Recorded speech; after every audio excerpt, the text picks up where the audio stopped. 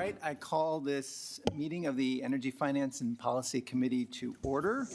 We do have a quorum, and the first order of business for today is approval of the minutes from March 27th, 2025. Co-Chair Swedzinski, do you have a motion? Yes, Chair Kraft, yes. I move the minutes from March 27th, 2025. They're good. We looked them over, and they're excellent job, whoever put them together. Fantastic. Co-Chair Swedzinski moves the minutes. Any discussion? Seeing none, all those in favor say aye. Aye. Any opposed say nay, and the motion prevails. The minutes are approved. So now we'll move to House File 2928. Chair Acomb, do you want to move your bill? Yes, please, Mr. Chair. I move House File 2928 be laid over for possible inclusion, and I also move the A2 amendment to get the bill in the shape I would like it to be considered. Fantastic. Chair Acomb moves House File 2928 be laid over. For the A2, any discussion? Seeing none, all those in favor say aye. Aye. Any opposed? Nay. And with that, the motion is adopted. The amendment is adopted. Chair Acomb, tell us about your bill.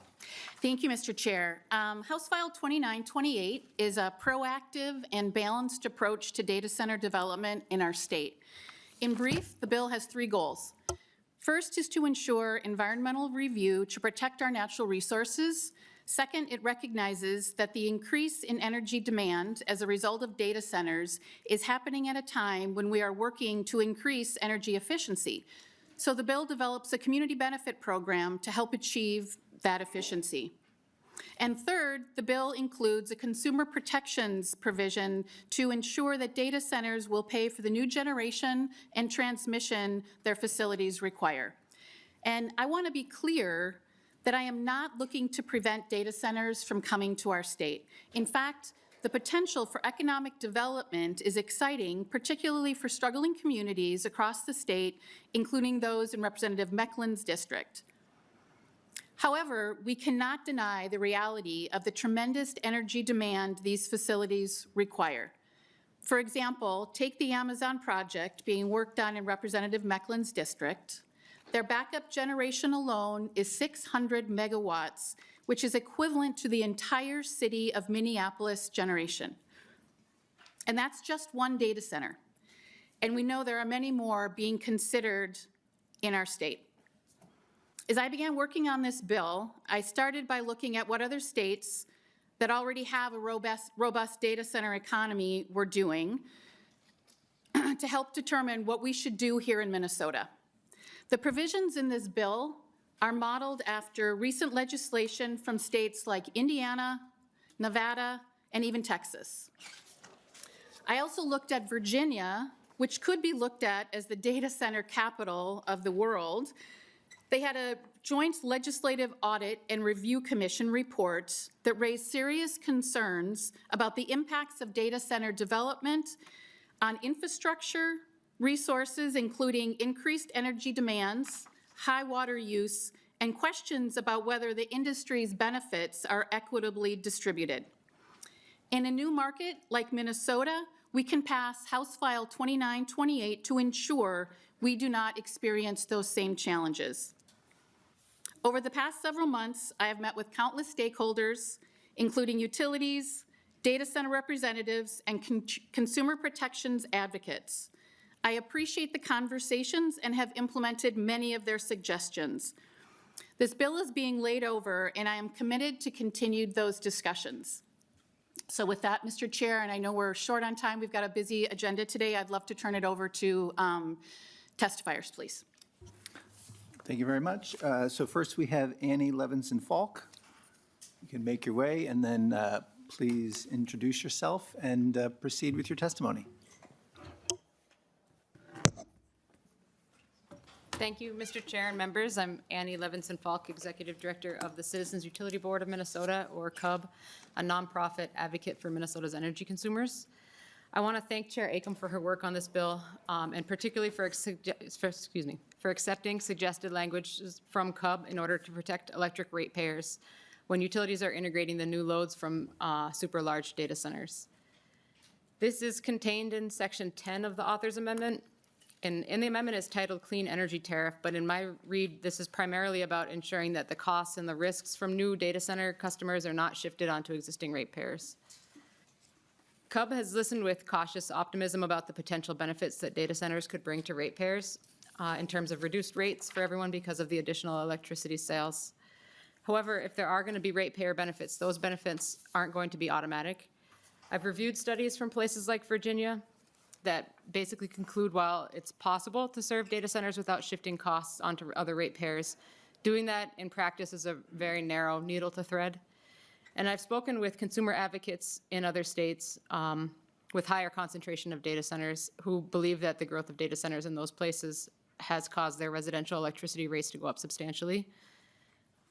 This bill puts into law practices, protections, to ensure that households and businesses are not impacted by the growth of data centers on Minnesota's electric grids.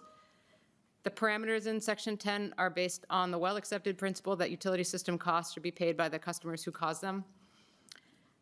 What the actual cost to serve different types of customers is always a topic of vigorous debate in utility rate cases, and without being overly prescriptive, this section puts forth the considerations that must be undertaken to determine the cost of serving this new type of data center customer. Thank you, Chair Acomb, for your hard work on this bill and for carrying this important policy forward. I appreciate the time to speak today and would be available later for any questions. Thank you. Next, we have Sydney Lieb from Commerce. Make your way up, and following that, we have Katie Smith. Welcome back to the committee. Please introduce yourself and then proceed with your testimony. Thank you. Sydney Lieb with the Minnesota Department of Commerce. Data centers can represent an important opportunity for economic development and growth in Minnesota. As Chair Acomb mentions, this is not new or novel policy. We have seen similar policies across the country, specifically in Indiana, Nevada, and Ohio. These types of policies are standard operating procedures for data development in states in order to be responsible, to ensure that the potential risks to electric ratepayers and the environment are mitigated through these protective policies. The bill proposes and offers useful policies to protect the state's natural resources, maintain the state's progress and leadership on carbon-free energy generation, and deliver tangible benefits to Minnesota communities. Specifically, the support for energy conservation and weatherization has the potential to compound the public benefits and economic growth from data center development. In 2023, the state passed a law requiring electricity production to achieve zero emissions by 2040. The rapid load growth from data centers could significantly derail the state's monumental progress toward achieving this mandate and threaten Minnesota's leadership in the movement to increase investment in clean, homegrown energy without significant guardrails on this load growth. Section 8 of the bill ensures that data center energy use supports the state's progress towards reliance on carbon-free energy rather than creating barriers to this transition. Importantly, this section requires carbon-free energy tracking on an hourly basis, which supports the state's existing clean, firm resources and promotes further economic investment in clean, firm technology. On Section 10, if the public policy is designed correctly, data center load growth has the potential to put downward pressure on electric rates and benefit residential customers. This can only occur if the costs of grid upgrades and generation assets to serve these data centers are appropriately assigned to the cost causers. Section 10's clean transition tariff can help ensure that customers are protected from risk and uncertainties in data center development and energy use. Thank you. Thank you. Next, we have Katie Smith from DNR. Welcome to the committee. When you get set, please introduce yourself and then proceed with your testimony. Thank you, Mr. Chair, members. Katie Smith, Director of the Ecological and Water Resources Division at Minnesota Department of Natural Resources. Thanks for the opportunity to provide brief comments this afternoon. Water is not distributed equally across Minnesota. A project proposer may unknowingly choose a location with water availability or sustainability concerns. These concerns need to be considered early in the process of any water use project, especially before the design is complete, the site is selected, and land is acquired. The DNR is sometimes not aware of a potential water-intensive project until a permit application or amendment is submitted.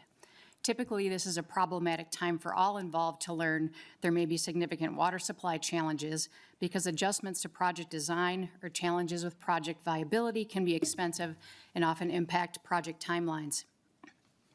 The DNR's experience has been that early coordination to discuss water availability in a proposed project location is helpful to avoid these situations and ensure project proposers are aware of any concerns or information needs. We believe the proposed language adds value for companies, communities, and the DNR.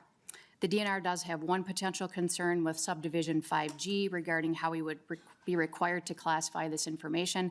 We'd be glad to continue conversations with the author on that. Thanks for the opportunity to provide comments. Thank you so much for being here. Thank you. Okay, we're going to move to public testimony. I've got a long list here, so we'll ask folks to keep it towards 2 minutes. First will be Chris Duffrin, followed by Zach Ruzicki. Thank you, please. Thank you, introduce Mr. yourself. Chair. Members, my name is Chris Duffrin, President of Center for Energy and Environment. CEE conducts field research, implements programs, provides financing, and supports communities, businesses, and residents to save energy and money.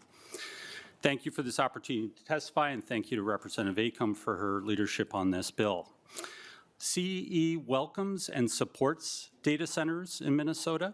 As a state committed to clean energy, we have an opportunity to match new energy loads seeking clean resources with utilities providing clean energy resources, while additional energy sales can help our utilities pay for the infrastructure upgrades our system needs. At the same time, data centers present unique challenges. We have to balance energy supply with these significant demands, particularly during peak times, while maintaining affordability and reliability. Reducing heating and cooling loads through weatherization is an essential strategy in eliminating waste from the energy system during system peak periods. When we combine insulation with highly efficient dual-fuel air source heat pumps, we reduce customer costs and shift home heating toward electricity during shoulder seasons when we have abundant clean energy. Efficiency benefits households with lower bills, lower peaks that benefit the grid, and builds jobs for contractors throughout our state. This bill does not fund all the weatherization Minnesota needs, but by investing in those least able to afford it, the bill builds upon current programming funded by the Federal Department of Energy and ECO. Building on Minnesota's existing program delivery infrastructure, we can avoid redundancy but still allow the Department of Commerce to build capacity from qualified companies through an RFP process. According to our analysis, approximately 290,000 households with incomes of 80% area median or below still require weatherization, which at current pace will take approximately 130 years to complete. This bill can improve that pace and help customers statewide regardless of where they live and what fuel they heat their home with. For data centers, the funding mechanism provides certainty on what they would pay and an automatic exemption from ECO, saving time and money from the current process. In short, we think this provision provides economic, community, and utility system benefits while still encouraging new beneficial load here in Minnesota. Thank you for the opportunity to testify, and thank you for bringing this bill forward. Thank you. Next, we have Zach Ruzicki, and then Zach will be followed by Ryan Henches. Welcome to the committee. Please introduce yourself and proceed. Good afternoon, Mr. Chair, members of the committee. Thank you. My name is Zach Ruzicki. I'm the Director of Resource Planning at Great River Energy, a Minnesota generation and transmission cooperative. We provide electric service at cost with all of our margins going back to the members that we serve. Although there are goals that we share with the spirit of this proposal, GRE believes that the current requirements are sufficient to meet the growth opportunities in this state in a sustainable manner. Our members may ultimately negotiate with and secure commitments to serve data centers in their service territory, and those members and their communities would experience financial benefits that would spread to many end users of their areas, including schools and other parts of the community. The proposed bill as it stands today would create some barriers to those beneficial outcomes for our membership. Namely, the implementation of an hourly matching standard in the proposal would be challenging and very likely expensive, with minimal, if any, benefits from a total carbon accounting perspective. GRE's commissioned study work on carbon governance on several different occasions in the past, including most recently in docket 23-151 in front of the Public Utilities Commission. Our work with Brattle Group examined the current body of research and also empirically studied jurisdictional developments around the country and found that hourly matching is simply not a superior regulatory mechanism to annual standard compliance, and in some cases can even lead to increased carbon emissions. If the utilities are required to incur greater costs for little to no additional reductions in carbon, those costs will be paid for by Minnesotans and by our members. For what gain? Our member owners shouldn't pay higher costs for an hourly standard that will likely not decarbonize the sector any more effectively from a total emissions perspective than the standards we have in place now. The state of Minnesota already has an aggressive and nation-leading clean energy and carbon-free policy. The relevant regulatory authorities of the utilities that serve data centers today are appropriately placed to create programs, policies, tariffs, and other regulatory mechanisms that will allow these loads to be reliably and cost-effectively served within the framework of the standards that we have on the books today. Thank you. Thank you. Next, we have Michelle Benson. Wait a minute. Did I know? Sorry. I think Michelle, Ryan was- my apologies. I skipped over Ryan Henches, who's next. You're up after Ryan. First time doing this year, so. You're doing great. All right. Ryan, would you please introduce yourself and then proceed? Thank you, Mr. Chair, committee members. My name is Ryan Henches, and I'm the CEO of Dakota Electric Association located in Farmington. Dakota Electric is a not-for-profit electric cooperative that serves over 115,000 members across Dakota County. We are governed by a 12-member board of directors and are rate regulated by the Minnesota Public Utility Commission. Since June of 2023, we've been in conversations with various parties regarding data center development. We've received inquiries from multiple organizations totaling over 2,000 megawatts of electric service. Our system currently peaks at 500 megawatts. Although it's uncertain if all of the potential load will develop, we do expect significant growth over the next 10 years. As a utility, we believe if we can safely, reliably, and affordably serve a data center or any large load, it's our responsibility to do so. From an energy perspective, we believe existing statutes and regulatory environments already adequately balance the ability to innovate while protecting the consumers we serve. Minnesota's carbon-free by 2040 statute provides an existing framework for transitioning to carbon-free electricity. When talking with data centers, ensuring compliance with that law is part of our planning process, which they understand and support. House File 2928 appears to establish a new framework for carbon-free, which we see as unnecessary. Yesterday, Dakota Electric filed a modification to our commercial tariff with the Public Utility Commission. The proposed modifications achieve many of the goals in the proposed legislation and will allow Dakota Electric to protect the financial interests of both the cooperative and our member owners. For us, additional legislation on this issue seems redundant. As our economy continues to electrify, we expect load growth from data centers as well as other industries. We'll need to build additional generation to support this transition. Dakota Electric sees partnerships with these data centers as a way to build additional generation in a manner that doesn't burden existing members. Ensuring safe, reliable, and affordable power is the focus of our organization. We see partnerships with data centers as a means to continue fulfilling that promise of service. We believe existing state law and regulatory frameworks adequately protect our member owners, and we do not see the need for additional legislation focused solely on data centers. Thank you. Thank you. Next, very wisely of me, I have Michelle Benson up there to go next. So Michelle, and then after Michelle is Dan Diorio. So please introduce yourself and proceed. Thank you, Mr. Chair, committee members, Representative Acomb. I'm Michelle Benson, Energy and Policy Committee, Energy and Commerce Policy Director for the Minnesota Chamber of Commerce. And on behalf of the 6,300 members of the Minnesota Chamber of Commerce representing businesses and industries across the state and over 500,000 employees, we respectfully oppose House File 2928. Innovation has been the hallmark of great Minnesota companies, and innovation is how our economy will grow in the decades to come. Prior to 2013, Minnesota GDP growth outpaced national GDP growth. But since 2013, we have lagged the country in GDP growth. In 2023, we ranked 40th of 50 states in GDP growth. Each of you received a copy of this report, and there are stats to back it up in that report. Additionally, in your packet, the Chamber shared our most recent scorecard on the status of permitting in Minnesota.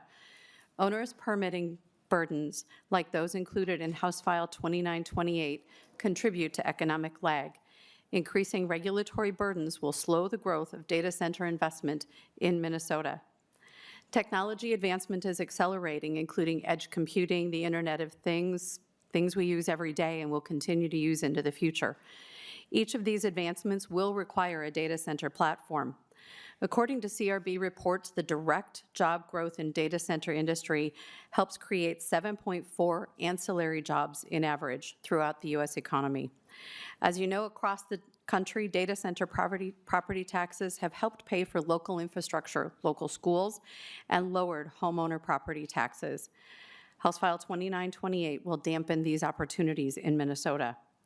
The goals of House File 2928 to include the protection of resources are part of the conversation with data centers. Developers are already working diligently to reduce water usage via cooling towers and closed-loop systems. The industry has developed best practices for energy usage and even rates data centers on their power usage effectiveness, a PUE, for each data center. Businesses seeking data center partners are looking for these efficiencies and best practices. Consumers, as you know, are demanding care for the environment as part of product and service delivery, and the industry is responding to market demand. If House File 2928 becomes law, in addition to significant water and electric use permitting burdens, data centers would be required to pay additional costs, even though the state already has several funds dedicated to energy and climate purposes. Eventually, all of these costs will be passed on to consumers. Minnesota businesses and families have made it clear that costs matter to them and that costs in Minnesota are already too high. In conclusion, we believe that provisions in this bill will give data center investors a reason to look elsewhere. It will take the economic benefits, the jobs, and the tax relief with them. The investment will happen, just not in Minnesota. We respectfully request no action on the provisions of House File 2928. We thank you, Mr. Chair, Representative Acomb, and committee members for your consideration of these comments and concerns. Thank you. Next, we have Dan DiOrio, followed by Kathy Johnson. And Dan is virtual, so go ahead and introduce yourself and proceed with your testimony. Thank you, Mr. Chairman. Dan DiOrio for the Data Center Coalition. We are the National Association for the data center industry, including leading data center owner-operators and large end users. We appreciate Representative Acomb's leadership and desire for a balanced approach to sustainable data center development in Minnesota. Data centers are the essential digital infrastructure behind every online purchase, every telehealth appointment, every online news article, every digital classroom, and the essential services and cutting-edge technologies that drive the 21st century economy. Digital infrastructure is a critical component of the United States' global economic competitiveness and keeping Minnesotans' data safe and secure domestically. Minnesota is an emerging data center market, and many of these provisions would introduce significant market friction and potentially create unworkable barriers to further data center development. The proposed energy and water reporting requirements are problematic from a trade secret, competitiveness, safety, and security standpoint. Data centers provide digital infrastructure for a range of essential services such as government, cybersecurity, hospitals, banking, finance, and others, many of which are necessary and critical, especially in times of emergency. They are repositories of vast amounts of sensitive information and support other critical infrastructure such as power grids, transportation systems, and healthcare. The disclosure of proprietary and sensitive operational details, including energy consumption, water consumption, and sourcing and other elements, can be used by business competitors to deduce trade secrets and inform competitive strategies, and also make facilities targets for bad actors and foreign adversaries looking to disrupt essential infrastructure. In Virginia, a similar measure was not advanced this year due to national security concerns. Similarly, the disclosure of information related to interconnection requests outside the state of Minnesota also raises serious proprietary and competitive business information concerns. Data centers develop by market and not on a project-specific basis. As such, there are no significant benefits to load forecasting or discouraging speculation from this provision. Data center developers are extremely hesitant for any utility to have competitive business information outside of their service area or jurisdiction. The data center industry is committed to paying its full cost of service for electricity. After nearly 2 decades of relatively flat electricity consumption in the U.S., we are experiencing projections of increased power usage driven by 21st century economic growth drivers. Aligned with sound rate-making principles, no customer, industry, or class should be singled out for differential or disparate rate treatment unless that approach is backed by verifiable cost-based reasoning. Any rate design that focuses on a single end use without showing a measurable difference in service requirements or cost responsibility creates unjustified distinctions among similar customers. Furthermore, for the states mentioned previously, all of those measures were introduced in the regulatory venue, which is the best venue to ensure that cost allocation and rate design are fair and reasonable for all customers. In particular, the Minnesota PUC can ensure appropriate cost allocation through public proceedings that are evidence-based, transparent, carefully considered, and open to stakeholder participation. Mr. Diorio, if you could please wrap it up. Thank you. Our members are committed to making meaningful impact through voluntary clean energy efforts.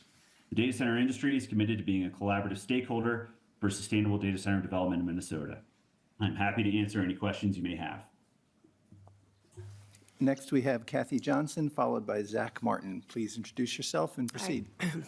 Hi, I'm Kathy Johnson. I'm from Farmington, Minnesota, and thank you, Representative Kraft and Acomb and committee, for allowing me to testify. I am testifying in support of Representative Acomb's bill as it attempts to establish much-needed guardrails for hyperscale data centers. I feel the bill has great merit in tightening the parameters by which hyperscalers can come into Minnesota and use our precious resources. I support the requirement that their water and power consumption be metered and become public record, and that the DNR's water prioritization be enforced. Hiding data center water use by blending it with domestic water use disguises the actual water use and hides the serious offender at times of required conservation. I will say that I'm disappointed that there isn't more protection for residential communities where hyperscale data centers are pushing their inappropriate siting in residential neighborhoods and infringing upon environmentally fragile sites. In the absence of state guidelines, local governing units have widely varying regulations. For example, in Rosemont, Meta has a 1,500-foot setbacks to residential neighborhoods and 35-foot tall buildings. Compare that to Tract in Farmington, which has 250-foot setbacks to 50 and 80-foot tall buildings. What are we, the redheaded stepchildren? Aren't we Minnesotans? I've included in your packets a chart with more detail comparing Meta and Tract's disparities. As the chair of the Coalition for Responsible Data Center Development, I'm speaking for ordinary folks who've spent their lives building a community and now see young families wanting to move in and raise their families just as we did years ago. We need the legislature to protect us from the suggestion of financial gain and the absolute false promises of hundreds of permanent jobs, not allowing those notions to be used as leverage on our backs. We need protection in this David and Goliath situation. Hyperscale data centers are very heavy industrial projects by any stretch of the imagination and in no way belong in UC zoning, MUCI, or near residential properties. We're not against data centers, but concerned about the siting. I ask the legislature for protection from behemoth projects being pushed on us in residential neighborhoods by predatory development. With the upcoming budget negotiations, as you seek to strike a balance between data centers and residents, please remember your constituents. Do not sacrifice the precious quality of life for Minnesotans. Thank you. Thank you. Next, we have Zach Martin, followed by Peter Wagenius. Please welcome back to the committee. Please introduce yourself and proceed. Sure, thank you. Good afternoon, Mr. Chair, members of the committee. My name is Zach Martin, and I'm the Manager of Government Affairs for Elite Minnesota Power, and I'm here on behalf of Minnesota Power, Duluth-based investor-owned utility. First, I want to thank Chair Patty Acomb for the continued collaboration on House File 2928 and appreciate the progress that has been made in this bill. I do think there is more work to be done here and look forward to those conversations. As you all know, there are several data center related bills being considered this session. From our perspective, the overall goal is to create policy frameworks which encourage data center development in Minnesota and doing so in the right way. But to the bill, Section 8, for example, involves procuring carbon-free energy for data centers and reporting this out hourly. Just want to let folks to know that last year during our rate case, when it was approved, Minnesota Power proposed a voluntary renewable energy tariff, which was approved by the PUC and is in use today, or ready for use. For a premium, these voluntary tariffs allow large power rate class customers to procure additional renewable energy above and beyond our current generation portfolio. This tariff is optional and not specific to a particular industry, which we believe is the right approach. On the merits for hourly reporting, we believe that the PUC is the right place to have those discussions. But I would like to mention why we want to attract data centers to our region. So think about it this way. If your district lies outside the 7-county metro, you know that attracting economic development projects and sourcing an adequate workforce is challenging. Most industries that are investing hundreds of millions of dollars are in manufacturing and require a substantial workforce working 3 shifts, which is difficult to secure in greater Minnesota. But large-scale data centers, on the other hand, provide the same hundreds of millions of dollars worth of investment, but require a more modest workforce for ongoing operations for a single facility. This fact improves greater Minnesota's opportunity to attract major investment, which will have real benefits for those communities. And by the way, if your district lies within the 7-county metro, the same economics argument applies. Hundreds of millions in investment and job creation improves the economic standing in any community. And I appreciate your time today. Thank you. Thank you. Next, we have Peter Wagenius, followed by George Shardlow. Welcome back to the committee. Please introduce yourself and proceed.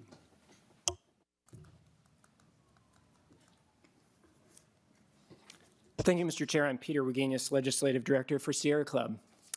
If drinking water is polluted downstream of a data center in Minnesota, it won't matter to tech bros in Silicon Valley. If farmers in Minnesota can't use the water they needed for irrigating their crops because of water pollution or water depletion, it won't affect the stock price of Amazon, Google, Microsoft, or others. If our energy grid in Minnesota or our ability to reduce our emissions is damaged because of hyperscale data centers, Jeff Bezos and other tech billionaires aren't going to lose power at their mansions. They won't lose sleep over any of this because not only will they have already built their projects, they will have already cashed their subsidy checks from Minnesota taxpayers. Some will claim, unbelievably, that we can't make these tech giants protect our environment because it would be an imposition on businesses operating in the free market. There's no free market here. The tech companies are getting massive taxpayer subsidies, and unless this legislature takes action on this uncapped subsidy, Minnesota taxpayers will just pay more and more. We know that this year, education, healthcare, and other services will be cut $110 million deeper than needed to maintain the gravy train of corporate welfare. Voters will not forget this. Americans' anger over seeing their country handed over to billionaires of big tech is visible. It is growing. Whatever this legislature requires of these subsidy seekers is literally the least they can do. If Minnesotans are to be protected from these threats from hyperscale data centers, it will only be because legislators insisted on it through passing laws like House File 2928. Thank you, Mr. Chair.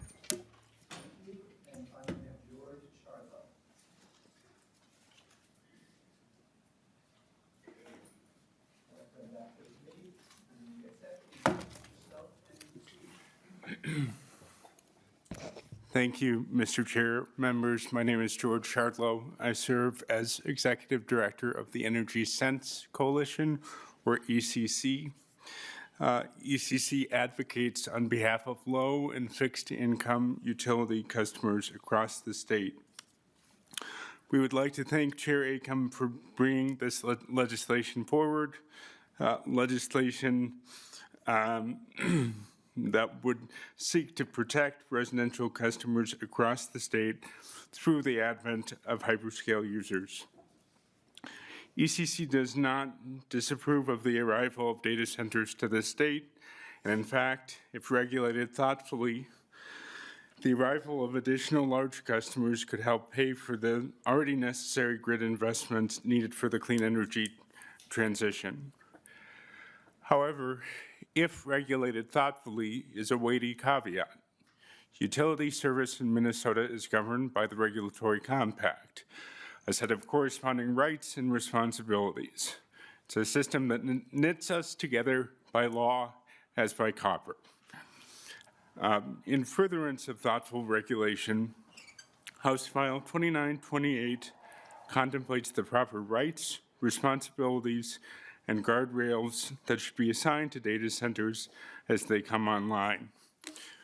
ECC supports the provisions that would seek to hold residential ratepayers harmless, as well as the surcharge and corresponding weatherization funding that would ensure low-income communities see benefits through additional funding for weatherization. Thank you for your consideration. Thank you. Is there anyone else from the public that wishes to testify? Seeing none, we'll move to member questions and comments, and I'm going to start with one for Mr. Diorio, if he's still available online. Mr. Diorio, are you available? Yes, sir. Okay. So my question is, I understand your point that, well, I would say data centers use a lot of power and use a lot of water, and yet I think I'm hearing you saying it's not possible to actually ask you how much, that knowing how much is a trade secret. And my question there is, I don't really understand that, especially because within a data center, I think that would be important if you need to know like how many CPUs are there. But if you're not having to report how many CPUs are inside a data center, then why is it important to, why is it such a thing that you can't tell us how much water and power you use? Well, Mr. Chairman, thank you for the question. I don't think it's a question of how much, the data center industry would know how much energy is being consumed at the facility and how much water. The challenge is that there are a variety of services within that data center. That data center can be providing that essential service, that essential infrastructure.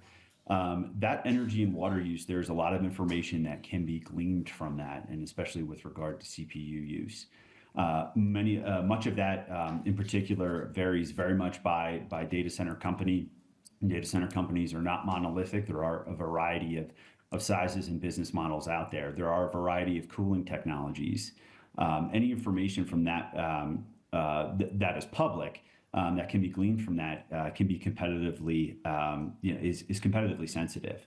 In addition, there also is ongoing concerns, and those concerns were expressed by the Department of Homeland Security to a legislator in Virginia this past legislative session, that having the public disclosure of energy and water use puts a target on data centers' back for foreign actors there, potentially bad actors that can look to disrupt essential infrastructure.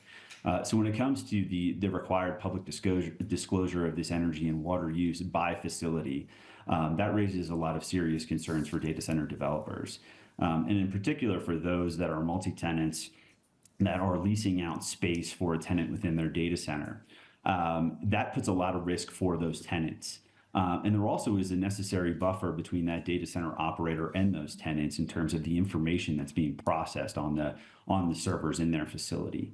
And so given the proprietary information, the confidential information contained there, there needs to be necessary safeguards there in order to make sure that all that data is safe and secure. So those are the outlines of the concerns I think that we have most often with that, with the public disclosure reporting requirement. We have not seen any other similar measures passed in other states. And I believe oftentimes utilities and others can provide that number in the aggregate, which will help then, not break it down and provide and won't raise as significant as security concerns as it would be with disclosure by facility. Okay, thank you. Although I do see if there's going to be so many data centers in so many places, Chair Acomb, did you have a comment? Yeah. I do have a comment, and I appreciate what Mr. Diario was talking about with trade secret, and in my conversations with the data center groups here in Minnesota, this subject came up many times.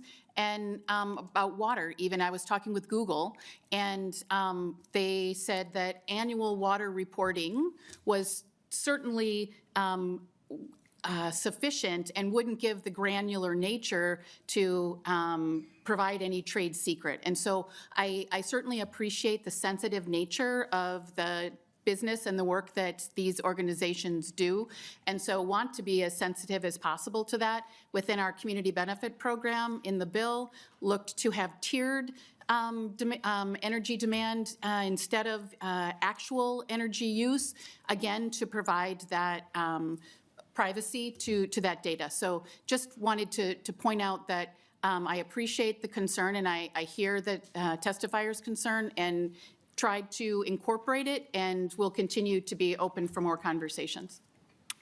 Thank you, Madam Chair. So we've got about 20 minutes for questions. We're going to be done by 2 o'clock. Next on the list, we have Representative Meckland. Thank you, Mr. Chair. And Madam Chair, I do have some questions, which I'm sure you're shocked by. In this, you have a thing for the PUC to track hourly usage, and maybe the utility companies, is this currently capable of being done? And if so, how are they doing it? How much does it cost to implement it, and how many FTEs will it require at the PUC? Madam Chair. Thank you, Mr. Chair, and thank you, Representative Meckland. So this has been a topic of conversation in the last couple of days, and as I understand, and I'm not going to say I'm an expert, we do have some people here from the Department of Commerce who maybe could get in further, but as I understand it, it's an accounting mechanism, or how many hours and how many megawatts and how many hours and megawatts of renewables. So I think it can be quite simple, but I could be oversimplifying it as well. So if anyone would like to speak further to it, I think that that's possible. I know there were concerns in terms of the 100% hourly matching, and I recognize that that is a higher bar or a higher threshold than our benchmarks for 100% clean energy, and so therefore we removed that requirement with leaving just the 65%. So I see Cindy Lieb from Commerce. Do you have some comments you'd like to add? Thank you, Chair Kraft. Representative, the Minnesota Department of Commerce has looked at this extensively, as we believe this is the direction the state needs to move. We currently have an annual REC RPS requirement for utilities, so utilities are already familiar with generating a REC per megawatt hour of generation that is occurring on their systems as they generate renewable energy. And I expect that the level of carbon accounting to track and verify those RECs would not be different from what it would be for an hourly. The metric would be different, but the overall procedure should be the same. So it could use existing staff at PUC, existing staff within the utility. We do need our MRETS tracking system or some other tracking system to update their procedures so that they can generate those certificates and do the tracking, but it shouldn't be an unreasonably significant lift at the utility who already does annual REC tracking every time their system generates a megawatt hour of clean or renewable electricity. Furthermore, as far as how this is happening in other places, this is something that is beginning to bubble up in various places across the country. PJM on the East Coast is starting to generate these hourly certificates for their market system, for their interregional market. The hydrogen tax credits are currently in the guidance requiring hourly tracking of energy for hydrogen generation for the 45V tax credit at the federal level. And there's several large customers, Google being one of them, that is proposing to do 24/7 tracking for their energy use. And we're starting to see also 24/7 tariffs happen in other states and get implemented so that customers like Google can be ensured that they're buying 24/7 clean electricity. So this is very much a new and developing policy, but we believe the purpose of doing policymaking is to keep track with the current developments in the space and to continue to advance and maintain Minnesota's clean energy leadership. Representative Meckland. Thank you, Mr. Chair. That was insightful. Thank you for that. because every conversation I've had with all the companies previously mentioned, they all are very committed to buying renewable energy, but because the question comes into play beyond that, last year the Excel had their IRP on energy, and one of the things they asked for was to engage in power purchase agreements outside of MISO. How can you tell what power was generated, not knowing where it came from, to know whether or not it's renewable? Once it's mixed on the grid, is there a way to tell that, I guess, and that might go to one of the utilities as well? Ms. Lieb? Chair, Representative, I'm happy to begin to address that. So this is getting to the question, there's two types of power purchases. There's specified and unspecified sales. So if you're buying directly from a PPA that you have a contract with, that would be a specified purchase. And in that case, you would know where the energy was coming from, what the carbon intensity of that energy was. If you're buying an unspecified sale, then you do need to have this REC associated with the energy in order to ensure that it's carbon-free. And that's why when you buy energy, we have the REC system already to ensure that the megawatt hours are being tracked at an annual level. So this would just be increasing the level of granularity. Representative Macklin? Thank you, Mr. Chair. One more, because I know we have a limited time, and I'm assuming there's going to be more questions. You're good. On page 2 of your amendment, you have a fee scale here for 100, 250 megawatt, 2 million, 250 to 500, 3 million, 500 megawatt or greater. Does this keep graduating up, or is this it? I mean, if it was 1,200 megawatt or 1,400 megawatt, would it keep escalating? Madam Chair? Thank you, Mr. Chair. And good question. What you see is what you get. So at the highest is $4 million for anything 500 megawatts or greater. Okay, thank you for that. Thank you, Mr. Chair. I'm sure there's other people who want to ask questions. All right, thank you. Next, we have Representative Jones. Thank you, Mr. Chair, and thank you, Madam Chair, for bringing this bill. I'm really excited about having this conversation. Something that was brought up, or that made me think about a conversation we've had recently about energy assistance. I think we had a bill about that, about wanting to put more money into it because we have a great need for weatherization, a great need for helping low-income folks pay their utility bills and keep folks warm and safe.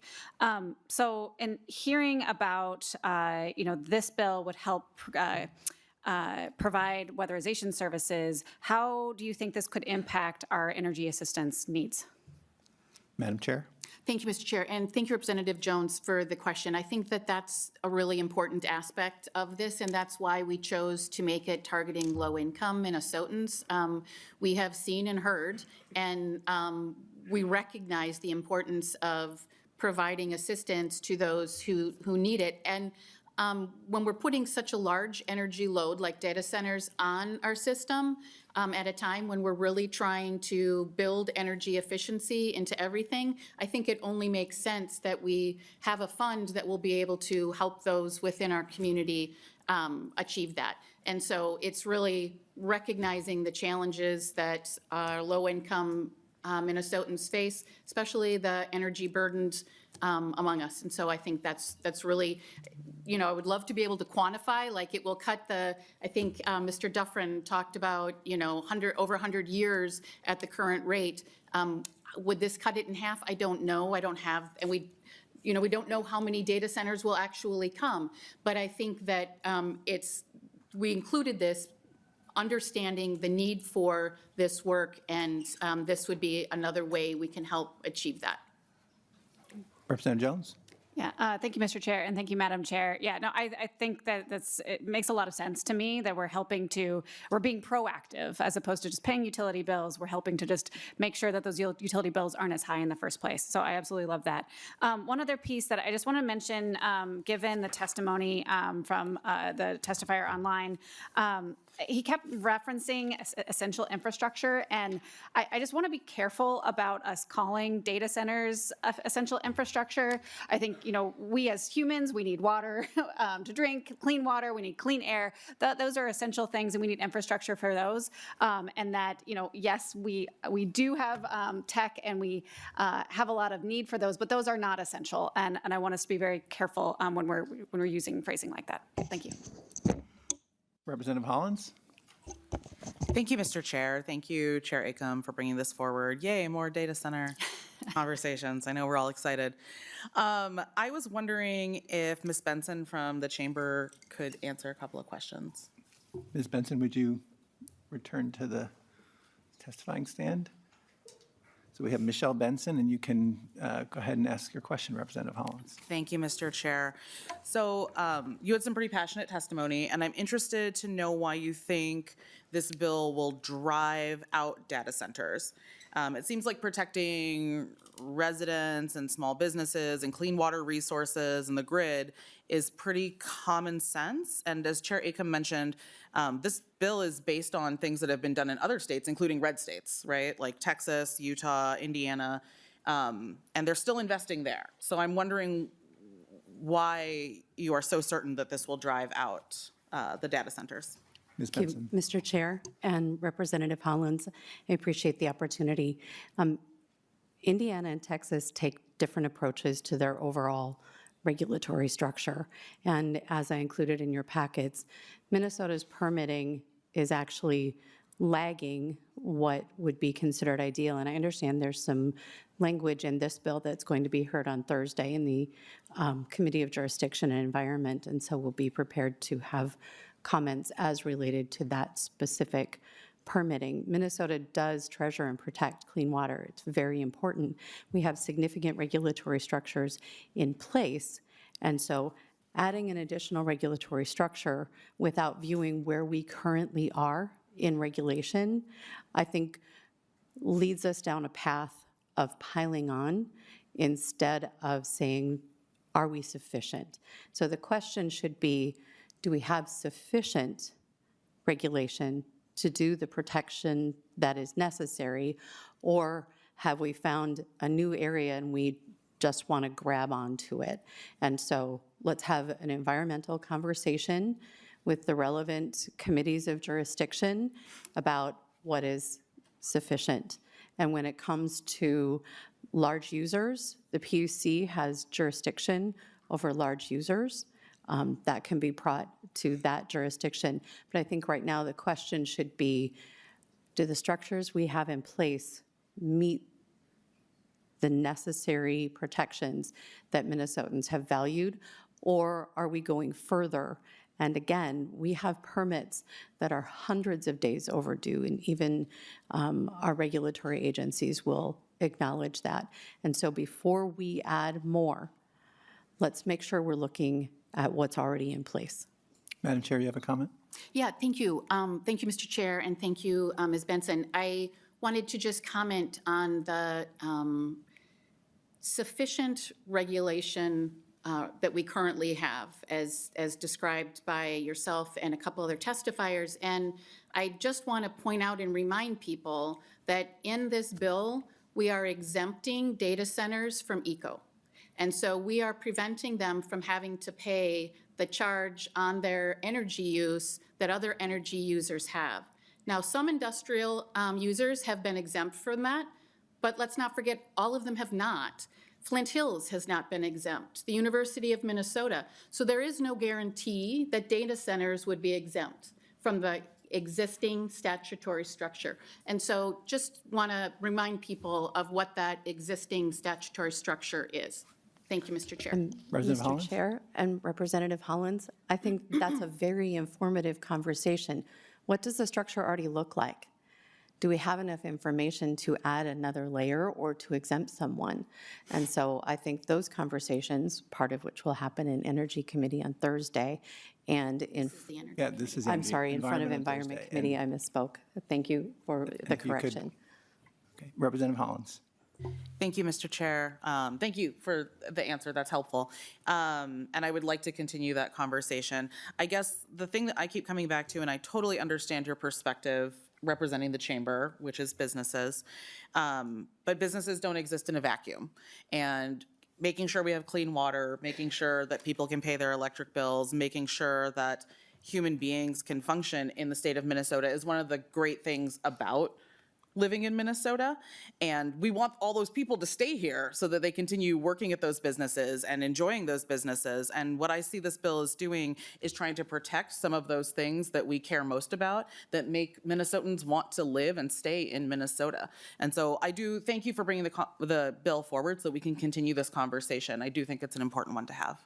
Thank you. Okay, seeing no further questions, I'm going to Mr. move Chair, to. if I may be excused?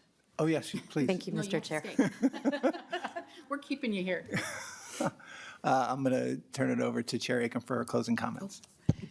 Thank you, Mr. Chair, and thank you, members, for the discussion today. I would like to see Minnesota be a state where data centers invest and do it in a way that protects our water, maintains our priority to achieve 100% clean, carbon-free energy by 2040, and ensures that current ratepayers are not left bearing the cost of new infrastructure and generation needed to serve these large data centers.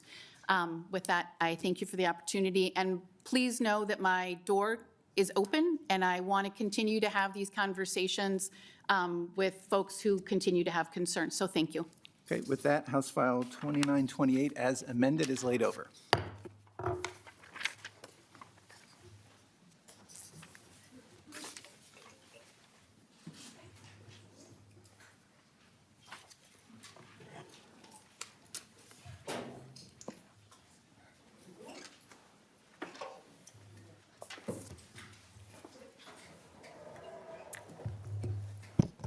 All right. Welcome to committee, Chair Her. Let's see, I move that House File 2912 be laid over, Yeah. Thank you. And Representative Her, please tell us about your bill. Thank you, chairs and members. Thank you for hearing House File 2912. This is a bill that seeks to have a direct appropriation of $2.6 million or $2.5 million from RDA for Macalester College to implement an innovative aquifer-based geothermal system that will be the first urban college campus in Minnesota and the second to convert from fossil fuels to geothermal energy. Unfortunately, Carleton was the first, and it beat us to it. By integrating geothermal technology with solar arrays and high-performance building design, this project serves as a living laboratory to showcase comprehensive energy solutions working in tandem. Macalester has already committed over $2 million to this project and is requesting $3 million in congressionally directed spending from Senator Smith and Senator Klobuchar, along with other grants. The project will house 224 students and return 224 housing units to the local rental market and serve as a direct heating cooling plant that will eventually eliminate carbon emissions for the entire North Campus and link to future twin geothermal systems on Macalester's South Campus.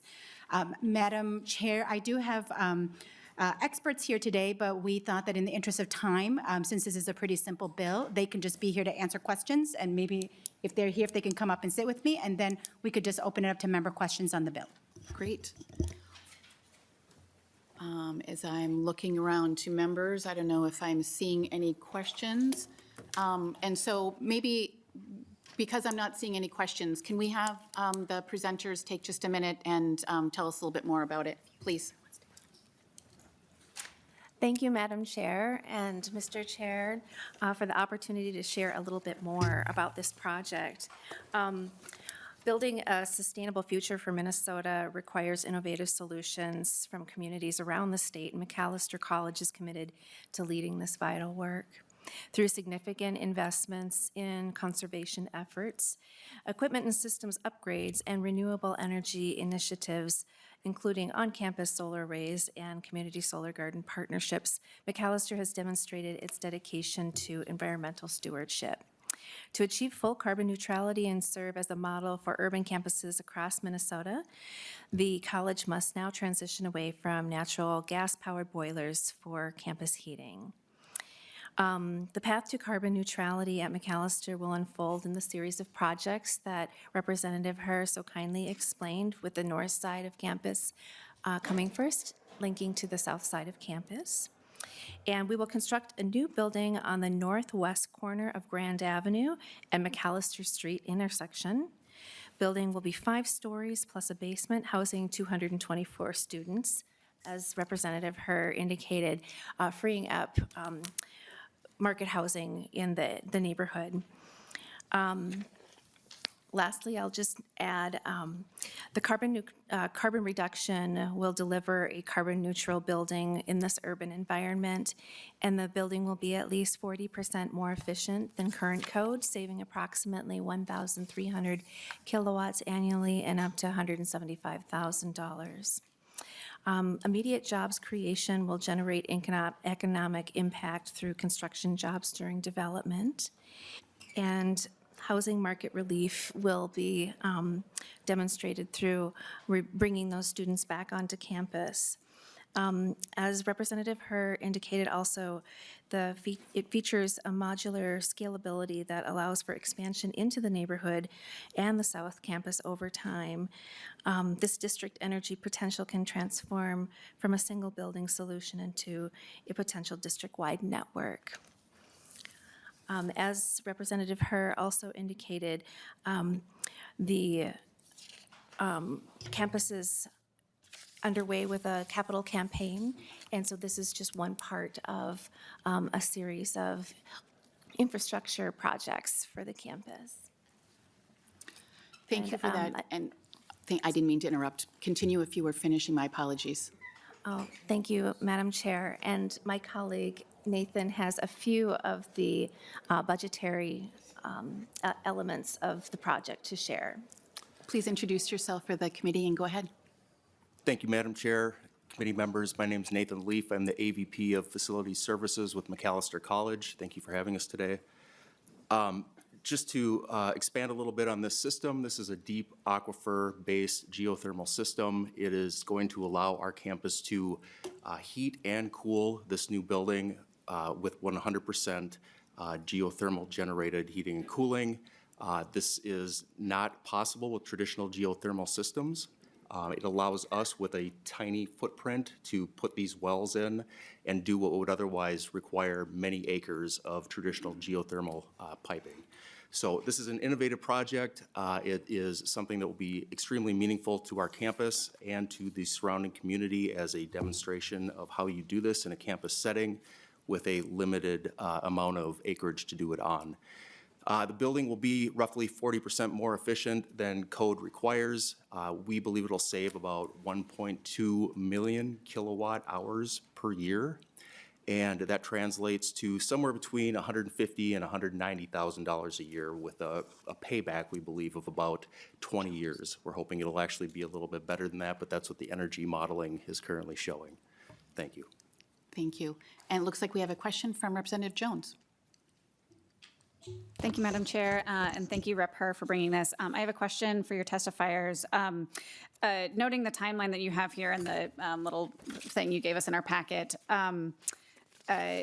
construction is going to be coming up here fairly soon in 2026, and I'm wondering kind of what happens if this funding isn't secured, and is this project something that can go in after the building is built? Can you help me understand that? The testifiers. It has to go in prior to the building being built, actually. So our intent is to start drilling these wells this fall. We need to clear the site because it's such a small building site that we're working with. We have to get these wells in the ground before we actually have the building start coming out of the ground. So if we do not receive these funds, we will have to pursue other measures, including fundraising or borrowing money. Representative Jones, any follow-up? Representative Hollins. Thank you, Madam Chair. Thank you, Representative Herr, for bringing this forward. You already know I'm supportive of it. I guess I had a couple of questions. So first of all, I wanted to say good job on doing it before building the building because it's so much more expensive to retrofit things after the fact. And then I had questions around and I know we talked a little bit about this, but is there any interest in pursuing funding from the Green Bank or MNCFA? And if anybody had looked into it further. The testifiers. Thank you, Madam Chair and Representative Hollins. We have looked into MNCFA, and we are planning to apply. And we also have, as I mentioned, our capital campaign underway. Our $2 million that we've already raised and dedicated to this project was a variety of grants and individual donations. A lot of folks that would be interested in geothermal have already given gifts, and so we would have to extend deeper into our donor base to create funding for this, but we are very committed to this project. Representative Hollins, any follow-up? Thank you, Madam Chair. Thank you. That's good to know. And then do you expect that this will impact tuition for any students, maybe 20 years down the line when it recoups the cost? So we've talked with our, thank you, Representative Hollins and Madam Chair. We have been in touch regularly with our admissions, and this will provide a cost savings for students, especially those immediately who are living off campus, because it is about 15% less expensive to live on campus than off campus. And so those students coming back to campus will have an immediate savings, and then over the long run will create savings that will be applied to our overall costs for attending Macalester. Great. Any follow-up, Representative Hollins? That's great. Thank you. All right. Representative Swazinski. Chair Swazinski. Thank you, Chair Acomb. Just a quick question, it was to the testifiers. I didn't get your name, but you had mentioned it's going to be a 20-year payback. Is that with the state, if the state were to give you money, or is that without the state, or is that just the project in general? What did you kind of mean by that statement? To the testifier. Thank you. Madam Chairman, we believe that that is with the solar, the extremely efficient building, and the geothermal all combined, that by investing in that package, we will see a return of about 20 years. Representative Swazinski, any follow-up? Thank you, that's it. Representative Sexton. Oh, thank you. Good afternoon, Madam Chair. Thank you for bringing the bill forward. My question, I guess, is the CDS funding for a private entity. Have you received CDS funding in the past? To the testifiers. Thank you, Madam Chair and Representative. We have not. However, the St. Thomas Microgrid project was a private project most recently, and ours is pretty similar in terms of we're a private college located in the urban area looking to request funds from RDA, and we find that with where we are located geographically in the XL zone and the intended purpose and spirit of the RDA, we feel that we meet and qualify for approaching for funding. Representative Sexton, any follow-up? I think there might be some confusion on the funding. I asked about the CDS funding, the congressionally designated. Oh, please excuse me, Representative.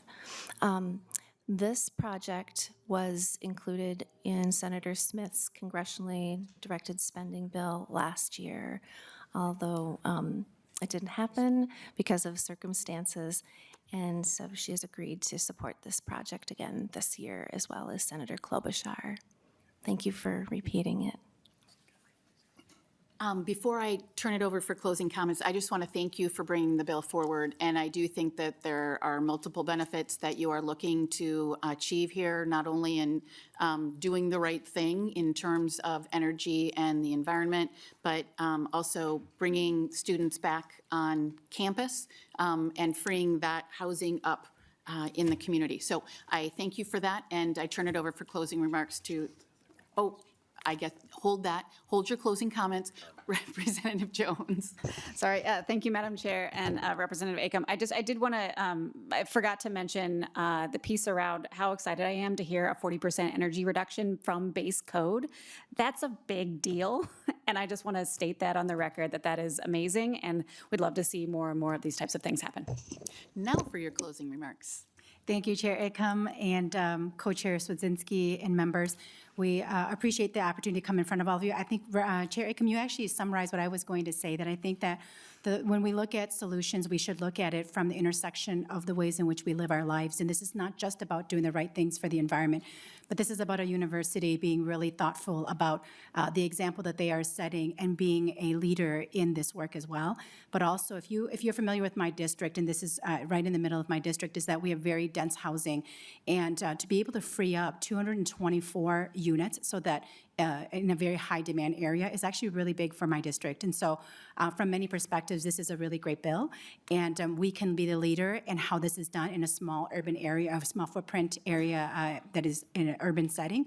And just like St. Thomas's microgrid now is the place in which people come to test and to use that facility, we can also be the example of how you can do this in really tough, limited environment. And so thank you all for your support. And I hope that this bill gets included in your bill at the end of session. Thank you. With that, House File 2912 is laid over. Next on our agenda, we have House File 2928 with, oops. Oh, I'm sorry, I read it wrong. 2986, I can't read my own writing. With Representative Kraft, who's making his way to the table.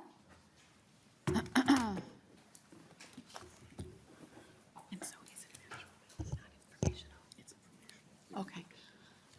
And so, Representative Kraft, please go ahead and tell us about your bill.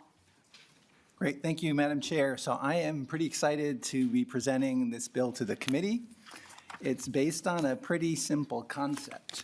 When a utility needs more power to satisfy a peak demand time, from an electron's perspective, it makes no difference whether the utility generates or purchases that amount of power, or is able to have customers reduce or shift their demand for the same amount of power. Many utilities have been doing a version of this for a while with demand response programs for businesses or programs for consumers that allow them to control your HVAC unit for short periods of time.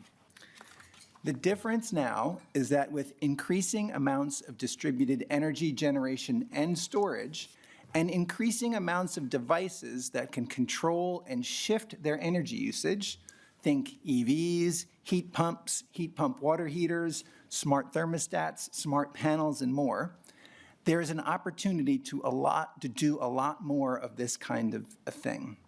So this is what virtual power plants are. According to a Department of Energy 2025 report, virtual power plants are solutions that can be deployed at scale in a short time frame to maximize the use and value of existing grid infrastructure, minimize costs to ratepayers, and ensure a resilient, reliable, and secure grid for all Americans. Estimates are that virtual power plants could provide 10 to 20% of peak load annually by 2030, which would save $10 to $20 billion in annual grid costs across the country. So, onto the bill. And I will tell you, even though the concept is simple, there is a decent amount of complexity to figuring out policy approach and implementing VPPs. This language is a starting point based on a lot of research and a lot of conversations, but I know there is still some work to be done to finalize it.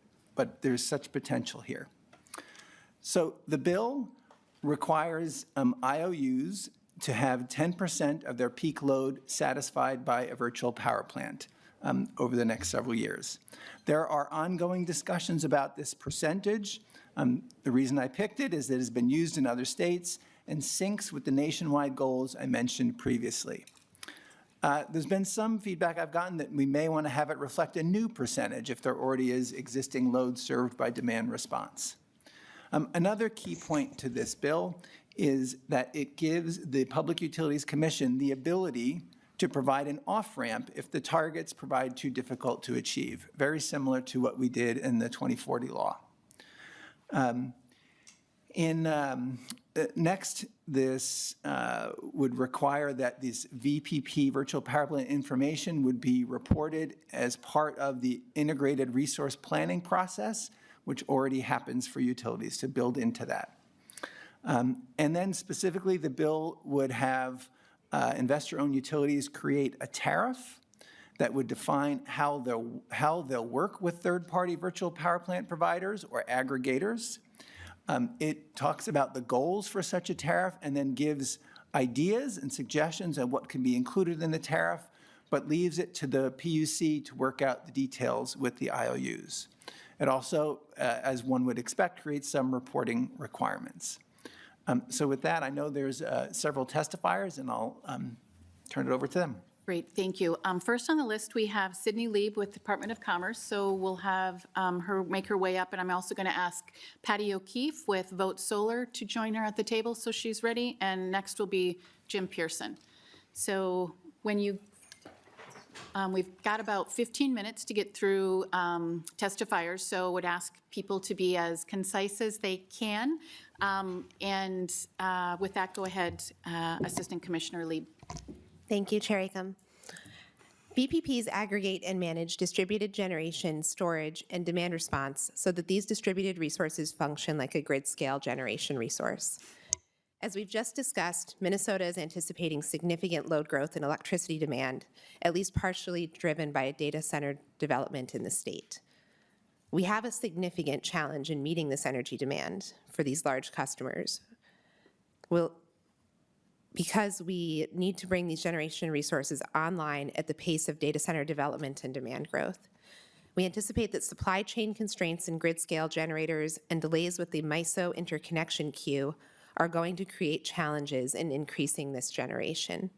For example, the MISO interconnection queue, a project may wait 12 to 18 months just to receive an interconnection agreement. In that amount of time, a data center can be almost close to being fully built and online. Virtual power plants are an important tool that can rapidly increase generation available on our grid by making use of new and existing distributed generation, storage, and demand response.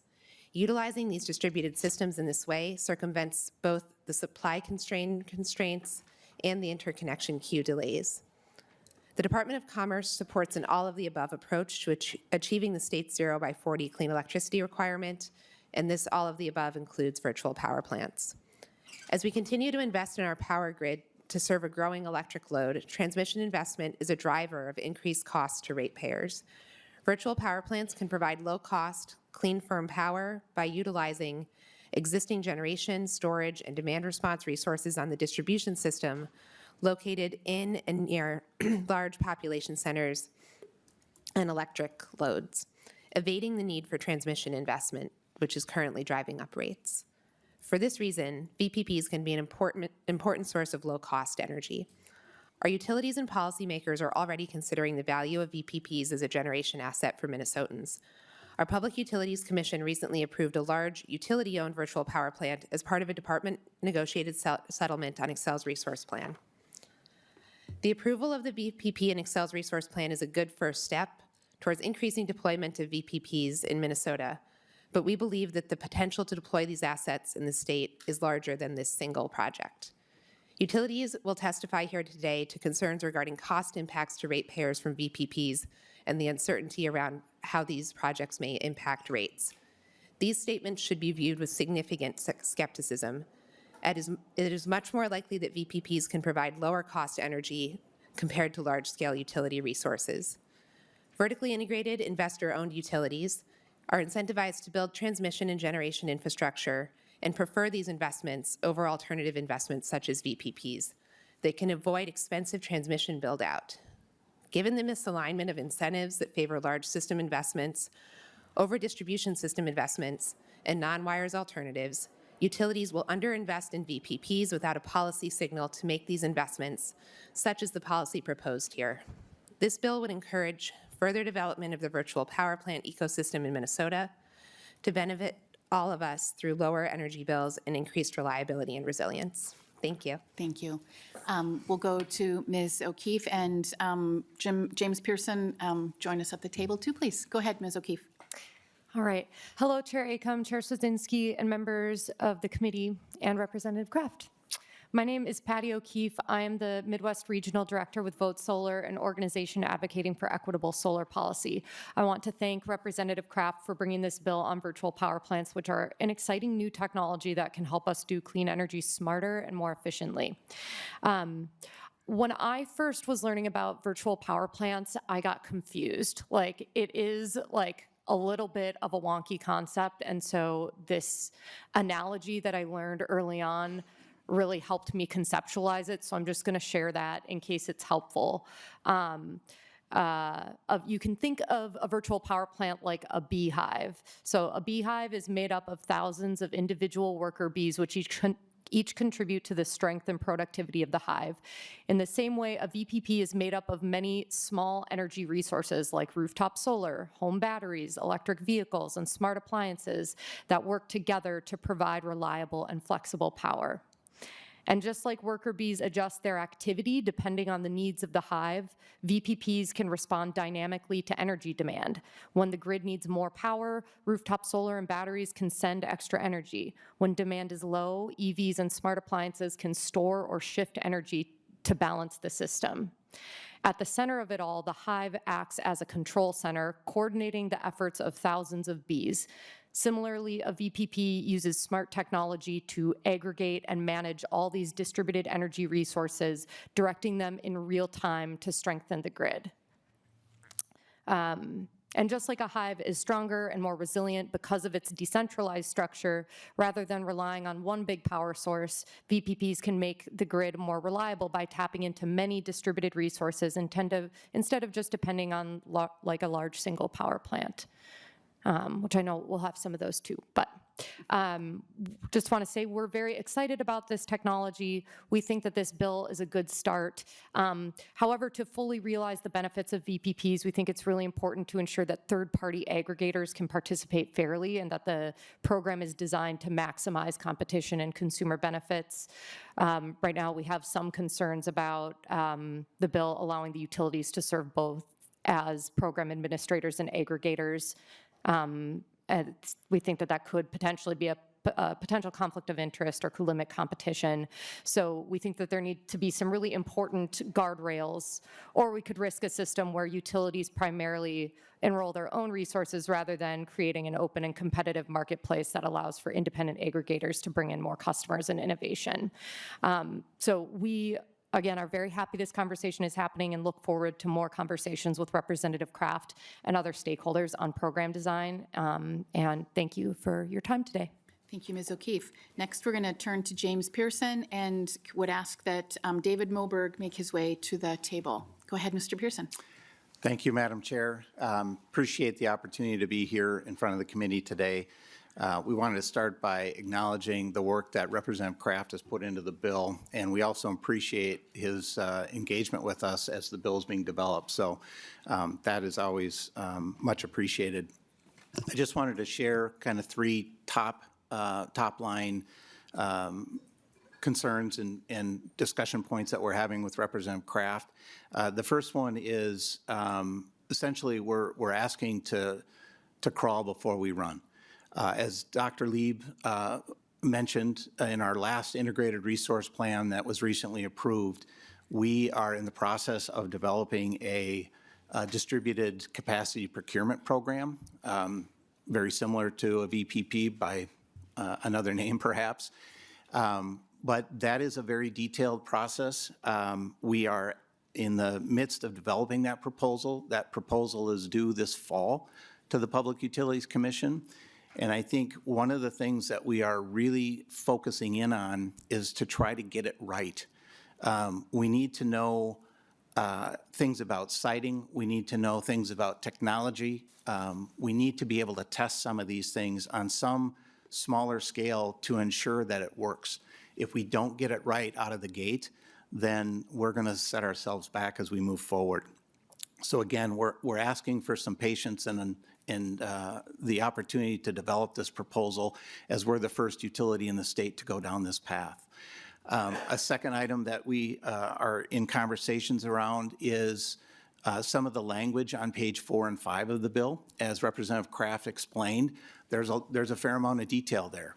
And one of the things that we would like to bring into that conversation is a more conversation or more focused on cost effectiveness criteria.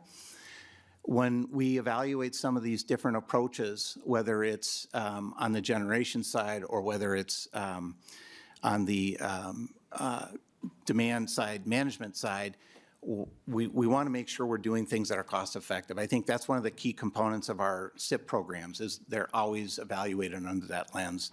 And lastly, we're having conversations about a new market entry. As third-party aggregators come into Minnesota, we want to understand, are they regulated? If so, how? Are there consumer protection issues that we need to be talking about as the bill moves forward? So again, appreciate all the work that's going into it. We appreciate the willingness to have further conversation and for the opportunity to share that with you today. Thank you, Mr. Pearson. Mr. Moberg, and on deck will be Joe Hoppy. Go ahead, Mr. Moberg. Good afternoon, Chair Acomb, Chair Swedzinski, committee members, and Representative Kraft. My name is David Moberg. I'm here on behalf of the Minnesota Solar Energy Industry Association, or MNSEA, our over 170 member organizations and their 5,000 Minnesota employees throughout the Minnesota clean energy economy. Thank you for the opportunity to speak on this bill, and to Representative Kraft, both for bringing this bill forwards and for being so willing to engage with the many stakeholders. We fully support the spirit behind this bill, and we wish to see a successful virtual power plant program here in Minnesota. As we've heard many times throughout this committee this session, including earlier today, dramatic load growth is coming to Minnesota, and virtual power plants can be a very effective tool in our toolbox in order to help meet that load growth.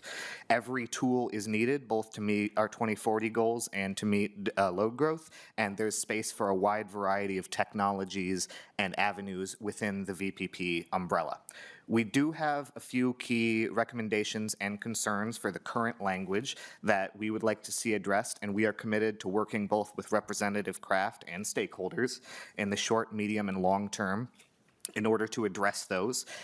In respect of this committee's time, I will highlight a few of the recommendations in letters submitted to this committee. We share many of the thoughts and recommendations of the Minnesota Conservative Energy Forum, Clear Coalition, Good Leap, and others that were submitted on this bill.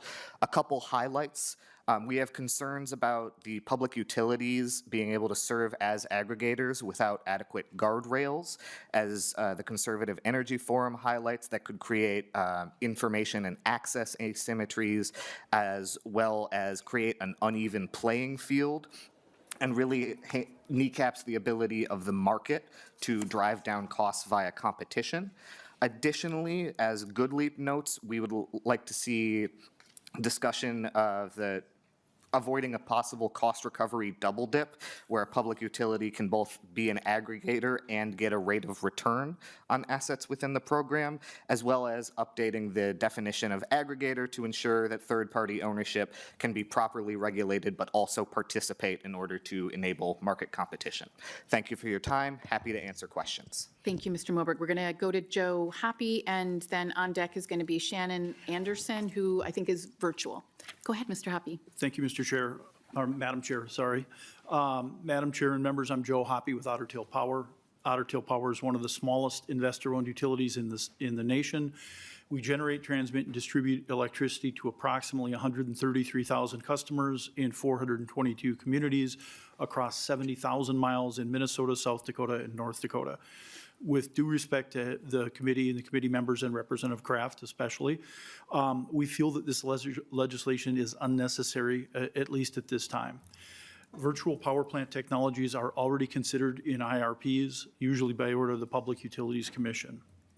Otter Tail Power already has approximately 25% of our peak load being met with demand response, and we have soon to be implemented technology that will boost that number further. In everything we at Otter Tail do to serve our customers, we always think about reliability and affordability. We are worried that this legislation will increase the costs to our customers for something that we are already doing. So while we appreciate Representative Kraft, as always, and his efforts, respectfully, we're hoping that the committee chooses not to put this in the omnibus or the omnibus bill this year. Thank you. And to be clear, Mr. Hoppy, this is just an informational hearing, so I appreciate that. Thank you, Madam Chair, for the correction. Next testifier is Shannon Anderson online. Go ahead and unmute yourself, introduce yourself, and go ahead. Okay, and please be as brief as Madam possible. Chair, I appreciate that. My name is Shannon Anderson. I'm testifying on behalf of Solar United Neighbors Action. Unfortunately, our Minnesota State Director, Bobby King, is on vacation this week, So we appreciate the opportunity to testify remotely today. As Sun's Distributed Power Plant Policy Director, I'm pleased to offer these comments on behalf of the over 8,500 Sun supporters across Minnesota. We appreciate Vice Chair Kraft's leadership in advancing innovative solutions to Minnesota's energy needs, such as virtual power plants or VPPs. Our supporters across the state are excited about the opportunity VPPs bring to save utility customers money, create grid reliability benefits, and foster economic development in our communities. Since VPPs cost 40 to 60% less than other energy supply resources, VPPs can help keep energy affordable for all Minnesotans.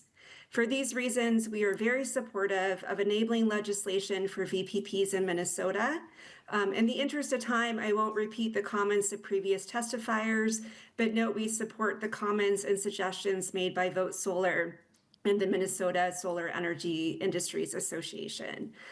We remain optimistic that a legislative solution is within reach to best leverage the investment and innovation of customers and the private sector companies that serve them to create a more affordable and reliable electric grid. And we appreciate your time and consideration of these issues and look forward to further discussion. So thank you so much, Madam Chair. Thank you, Ms. Anderson. And our last testifier is Michael Overend, also virtual. Please unmute yourself, introduce yourself, and go ahead. Thank you, Madam Chair. Is my volume okay? It is. Thank you. Thank you again, and thank you, Chair Swedzinski, Representative Kraft, and committee members. I'm Mike Overend. I'm testifying from Two Harbors, where my wife and I invested in our home's major energy efficiency remodel, plus home solar for a better clean energy future. Even with the 30% federal tax credit, it will take 18 years for our solar to pay for itself, now made longer by our cooperative's new grid access fee. Participating in virtual power plants incentivizes important investments in distributed energy resources with an additional revenue stream. I am very grateful for Representative Kraft's bill supporting Minnesota's solar, battery, and smart appliance businesses. It is wise policy providing both utilities and their customers with major savings for reliable, clean energy to meet peak demands while reducing needs for new peaker power plant and distribution grid infrastructure. Beneficial electrification is rapidly increasing peak energy demands and challenging Minnesota's important 2040 goal for 100% clean electricity. A significant cost to utilities and electric consumers to meet this goal comes from providing reliable generation during brief peak energy demands, primarily with fossil fuel peaker power plants. Minnesota lost $22.7 billion importing fossil fuels to power 73% of our economy in 2024. That's 1.5 times our funding for K-12 education. Instead, we should invest this money in Minnesota's clean energy economy, including support for distributed energy resources with important revenue that can come from new virtual power plants and adequate net metering rates. The U.S. Department of Energy projects these immediately dispatchable energy resources can be rapidly scaled by 2030, meeting up to 20% of peak energy demands, saving consumers up to $20 billion annually, and increasing grid reliability, resilience, and security while lowering greenhouse gas emissions. And I need you to wrap up, Mr. Overend. A state tax credit on new home solar and storage, net metering, and virtual power plant revenues is wise too. I'd love to be one of the bees in the hive. Thank you. Thank you, Mr. Overend. And I think I remember meeting you at the Clean Energy Economy Minnesota event earlier this session, and I think you asked a question about virtual power plants. So I'm glad to see that you are here testifying today. And with that, Representative Kraft, I want to thank you for bringing this forward. Given time today, we're going to not be able to get to questions, but I hope that members will reach out and learn more about this work that you're doing, and I appreciate the forward thinking that you're putting into it. So thank you for that. Thank you, Madam And our last bill on the agenda today, I think I saw Representative Myers make his way into the room. Welcome to committee, Representative Myers. I'm going to go ahead and move that House File 2297 be re-referred to the Committee on Agriculture.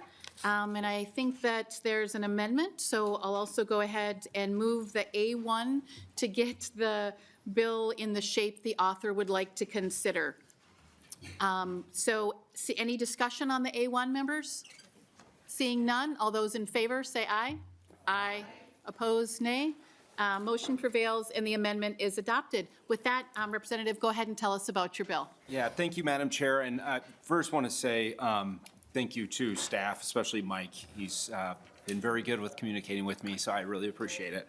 So members, before you, House File 2297 is a bipartisan effort to expand the innovative and environmental responsible use of agrivoltaics in Minnesota and to finance the successful but underfunded Board of Soil and Water Resource Solar Pollinator Habitat Program.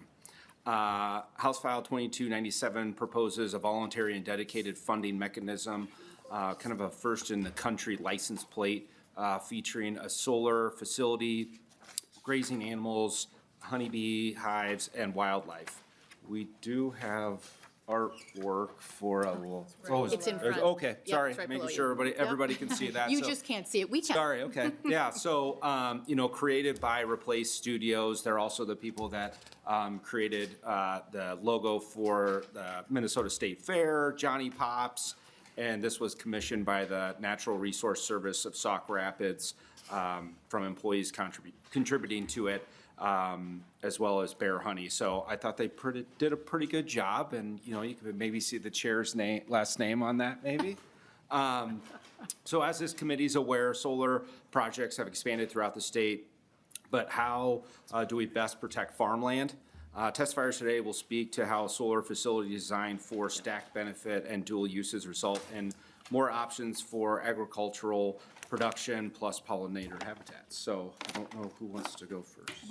And with that, we'll turn, it looks like you've got some testifiers. Sarah Webby with Mencia. Go ahead, introduce yourself and continue. Thank you, Chair Acomb and members of the committee. My name is Sarah Webby. I'm here on behalf of the Minnesota Solar Energy Industry Association to talk about agrivoltaics today.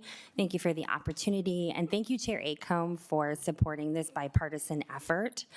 Agrivoltaics is the practice of combining solar energy production with agricultural production on the same land. This can include growing crops, raising and grazing livestock, or cultivating pollinator habitats underneath and between rows of solar panels. Adopting this definition into Minnesota law will enable the state to quantify and encourage the benefits of habitat and agriculture-friendly solar site management practices. We are enthusiastic about this bill because it creates an opportunity for solar energy to support rural Minnesota's agriculture economy by encouraging dual land use and stacked economic benefits. Solar developers will need to partner with agricultural specialists to perform the agricultural elements of a project, which would create new and additional economic opportunities for farmers and others in rural communities. The potential benefits could be substantial.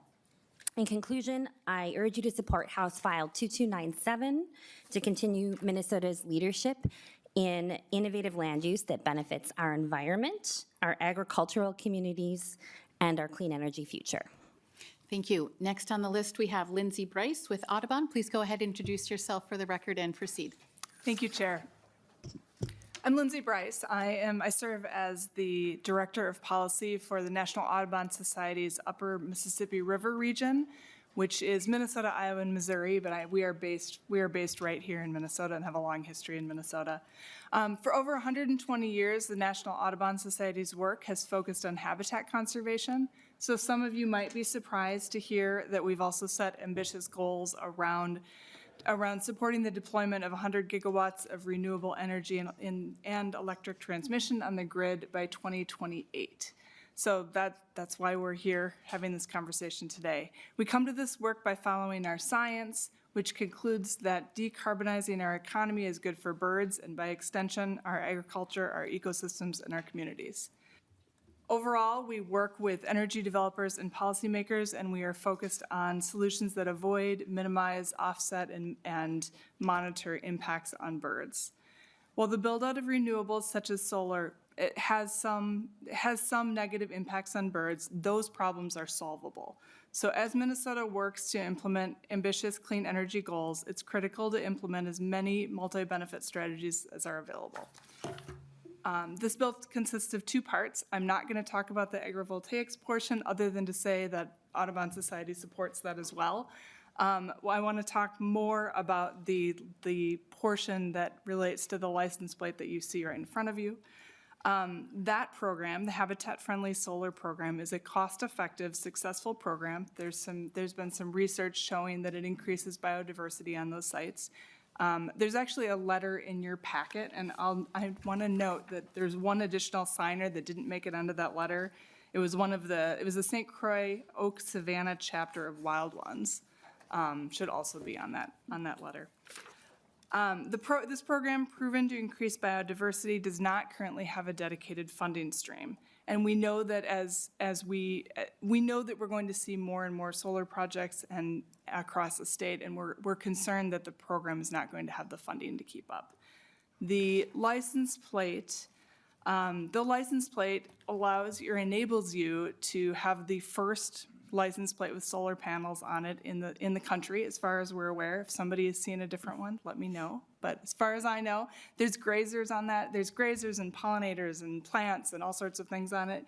You have beef sticks that I think were just passed around. Those are from Audubon Conservation Ranching Certified Farms that do some similar work in implementing conservation strategies to the benefit of both grassland birds and farms.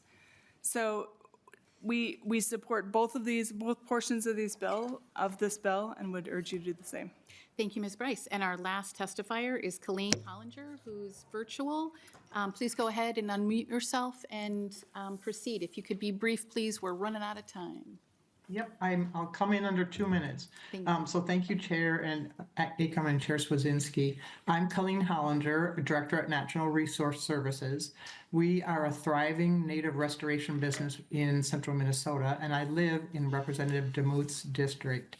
Our company has restored thousands of acres of short stature native prairie under solar arrays, and we're very successful thanks to that habitat-friendly solar bill that was established in 2016 that Lindsay from Audubon just mentioned.